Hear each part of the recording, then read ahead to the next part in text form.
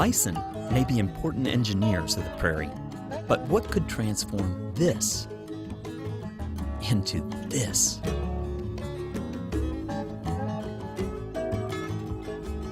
Prairie dog towns definitely aren't hard to spot. You can pick them up just driving around the road or even from the air.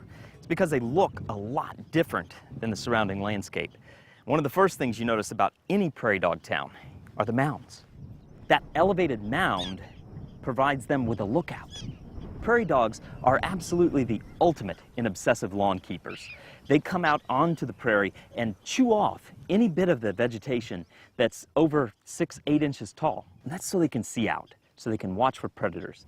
The mounds themselves are bringing up soil from deep down below the surface. And as they bring the soil up to the surface, what they're doing is turning the soil, plowing the prairie, and bringing nutrients that otherwise wouldn't be at the surface right up to the surface.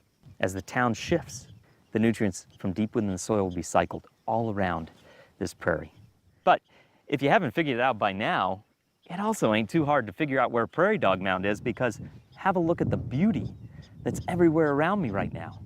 This is just an unbelievable, huge meadow full of scarlet globe mallow. This plant is only one of the plants that's very tightly associated with prairie dog towns. We also find a plant out here called fetid marigold. It has a really, to me, it's a sweet smell. Fetid means stinking, like rotten meat, but to me, it doesn't smell like that at all. It's an incredible little plant that is also called prairie dog weed. That's another reason these prairie dogs are important. They provide a habitat out here that's different from the surrounding landscape. Open, barren soil and lots of light and no competition from taller plants make this a place where you find an incredible array of wildflowers. Without the prairie dog towns, we lose that diversity. Without the prairie dog towns, we lose the churning of the soil. So prairie dogs, like it or not, are a keystone and a foundation of prairie ecology.